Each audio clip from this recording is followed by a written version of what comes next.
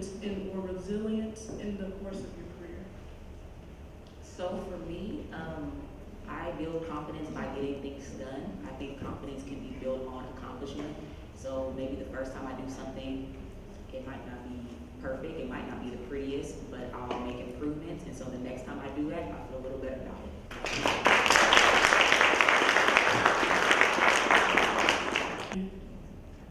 How have your intersecting identities of race and gender impacted your decision to go into your field?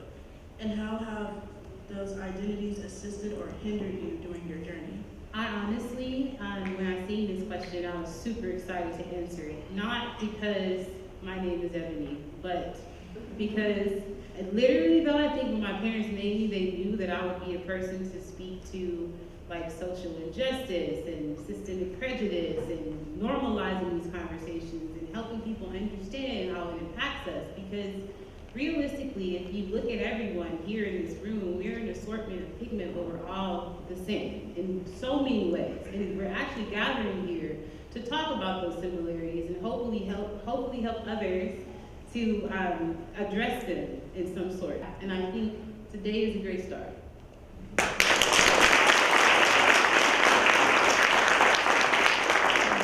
So I remember being very young, and my parents were from Mississippi and Alabama. So I remember at the age of 6, going to down south in a car driving and we're in Mississippi, and I wanted to go to this park because I had been with my family on this red dirt hill for like 5 days, and it was this park, and it was beautiful, and it had swings, and I remember I just wanted to go swing, and my mom said, you can't go to the park, and I'm like, but I want to go to the park, so I'm having a fit. Mom said, you cannot go to the park, and I said, Mom, please, she said, you can't go to that park, so the tone commitment, that was the end of that conversation, so I didn't go to the park.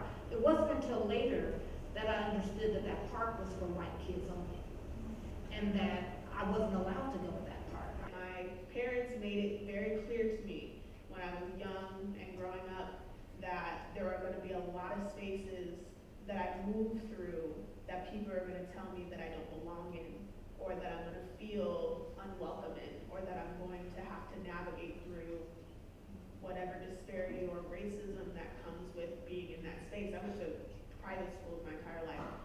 The last private school I went to was a private Catholic high school. That experience was also very wild. But with all of these different challenges, all of those challenges have also propelled me to fix it, or aid it, or help the community. So Drink Mamey is dedicated to my father and dedicated to the community to take health more seriously, but to bridge the gap between wellness and Black people. Because if you look back in history, if we go back in time, we were the makers of holistic wellness, people of color, because we didn't have access to Western medicine.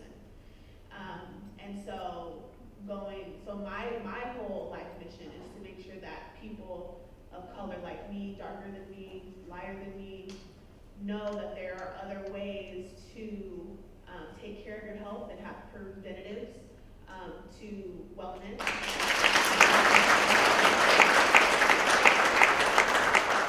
So I belong to a lot of different marginalized identities. I do my entire life, as an immigrant, as a woman of color, as a religious minority. It's never been unknown to me that I've been different in almost every sphere that I've been in. And I think that because of that, the greatest impact that that's had, it's had a lot of small negative impacts over time. I've been told by men that I've gotten certain opportunities because I'm a woman and women are a minority in engineering. I've been told that my race has helped me get certain opportunities. I'm sure we've all experienced that in some capacity on this panel.